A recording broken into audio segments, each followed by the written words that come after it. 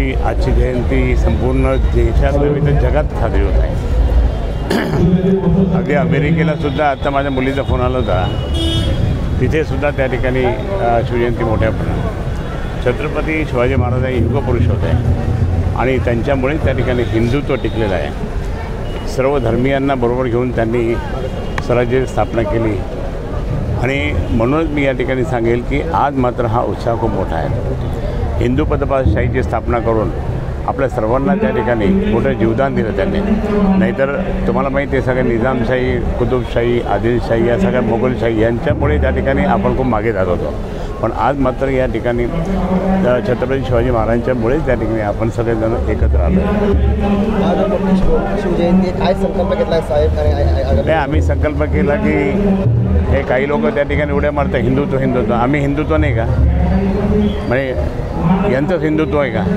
आत्तासुद्धा त्या ठिकाणी जे राज्यमंत्री होते ते राज्यमंत्री धक्काबुक्क्या करीत त्या ठिकाणी त्यामुळे आम्ही इतक्या वर्ष तुम्ही सगळं पाहिलं तर आता आम्हाला म्हटलं असं नाही, जे ओरिजिनल आहे ते ओरिजिनलच आहे ना।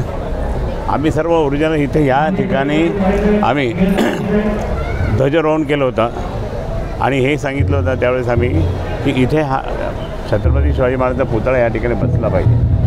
छत्रपती शिवाजी महाराजांची जयंती जी 1970ला सुरुवात केली होती ती पृथ्वीराज भाऊ यांच्या नेतृत्वाखाली त्या ठिकाणी गवळीपुरात त्या ठिकाणी मी केली होती नवपुरा, आणि नंतर संध्याकाळी गुलमंडीवर त्या ठिकाणी कीर्तन केलं होतं। श्रीकृष्णमत सिंदरकर यांनी कीर्तन केलं होतं आणि एक जल्लोष निर्माण झाला। त्याच्यानंतर मग दुसऱ्या दिवशी मग एक दोन गाड्या निघाल्या, नंतर मग करता 150 गाड्यांचा ताफा त्या ठिकाणी असायचा। आता हे कोरोनामुळे त्या ठिकाणी मिरवणुका बंद झाल्या, परंतु नंतर मग मात्र आता खूप जोरात त्या ठिकाणी शिवजयंती ठिकठिकाणी साजरी होत आहे। आज मी या ठिकाणी सांगेल की आपण सर्वजण शिवजयंती साजरी करत असताना छत्रपती शिवाजी महाराज यांनी जी आपली शिकवण दिली ती शिकवण सर्व धर्मियांना घेऊन चालायचं ही त्यांची शिकवण होती।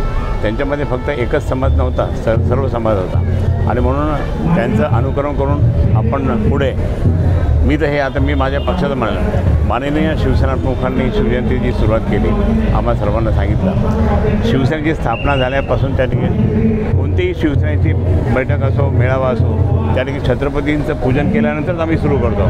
आत्तापर्यंत कोणत्याही राजकीय पक्षांनी त्या ठिकाणी छत्रपतींचा पुतळा ठेवून किंवा प्रतिमा ठेवून हे कधीही त्या ठिकाणी पूजन नाही केलं, पण आम्ही पूजन करतो आणि म्हणून आमचं दैवत आहे ते छत्रपती शिवाजी महाराज दैवत आहे असं मान्य बाळासाहेब नेहमी म्हणतात। आज मान्य उद्धवजी ठाकरे त्या ठिकाणी करतात आणि हा उद्धवजींच्या काळातला पुतळा आहे, त्यांच्या काळात आणि आदित्य ठाकरेजी आले ते उद्घाटन करायला, हे पर्यटन मंत्री होते आणि त्यांच्यामुळं हा पुतळा एकदम भयंकर। पालकमंत्री त्यावेळेस सुभाष देसाई होते आणि आम्ही सगळे या ठिकाणी स्थापन झाला।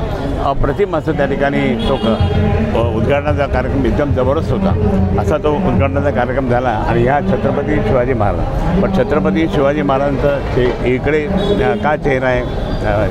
कारण छत्रपती शिवाजी महाराज या रस्त्याने गेले होते त्या निजामाच्या तिथे म्हणजे किल्ल्यामध्ये त्या ठिकाणी निजाम थांबले होते, त्यांना भेटायला गेले होते आणि आमच्या गुलमंडीला, आमच्या पैठण गेटला, गुलमंडीला, सिटी चौकात, मछलीकडं या सगळ्याला महत्त्व हे की शिवाजी महाराज इथून गेले होते, म्हणून हा असा चेहरा तिकडे केला। आणि पुढे दिल्ली आहे, उत्तरेकडे दिल्ली आहे, पण दिल्लीकडे त्या ठिकाणी हा पुतळा जातो, असं ही स्कीम आहे।